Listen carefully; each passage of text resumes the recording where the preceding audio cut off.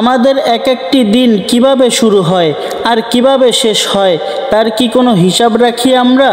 অ্যালার্মের রিংটোন শব্দে ঘুম ভাঙ্গা, তারপর তাড়াহুড়ো করে অফিসের জন্য ছোটা, দিনভর ব্যস্ততা আর রাত নামলে রাজ্যের ক্লান্তি নিয়ে বিছনায় এলিয়ে পড়া।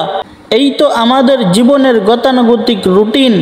এই রুটিনের প্রতিটি পরতে দুনিয়ার হাজারো রঙের সরাসরি, কিন্তু সেখানে কি রবের জন্য কোনো রং বরাদ্দ থাকে? অথচ একজন মুমিনের দিন তো এমন হওয়ার কথা ছিল না। তার প্রতিটি দিন হওয়ার কথা ছিল ইবাদতের রঙে রাঙানো। ইবাদতের রঙে রাঙানো একটি দিন শুরু হয় ফজরের আজানের সাথে। দুনিয়ার ঘুমকে উপেক্ষা করে রবের সামনে দাঁড়ানোর মাধ্যমে সেই দিনের শুরুটা হয় সিজদায় লুটিয়ে পড়ে আল্লাহর কাছে নিজেকে সঁপে দেওয়ার মাধ্যমে। এরপর সারাটা দিন আর 10টা সাধারণ দিনের মতো থাকে না। তখন তার প্রতিটি কাজ, প্রতিটি মুহূর্তই ইবাদতে পরিণত হয়। সুবহানাল্লাহ। এমন বান্দাদের কেউ যখন পরিবারের জন্য খাবার তৈরি করে, তখন তার নিয়ত থাকে আল্লাহর বান্দাদের মুখে খাবার তুলে দেওয়ার। যখন তিনি কর্মক্ষেত্রে সততার সাথে কাজ করে, তখন তার উদ্দেশ্য থাকে আল্লাহর দেওয়া আমানত রক্ষা করার। এই দিনগুলোতে আনন্দের মুহূর্তগুলো পরিণত হয় শুকরিয়ায়, আর কষ্টের মুহূর্তগুলো পরিণত হয় সবরে।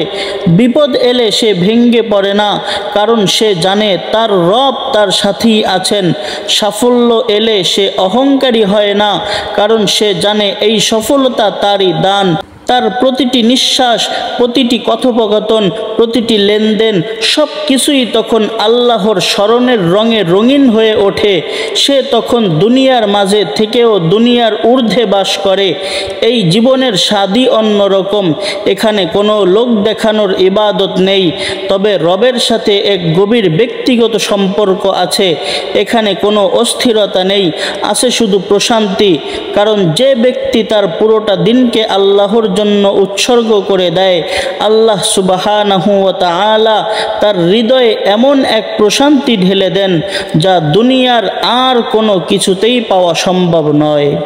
তার দিনটা তখন আর ক্লান্তিকর রুটিন থাকে না, হয়ে ওঠে রবের সাথে ভালোবাসার এক সুন্দর সফর।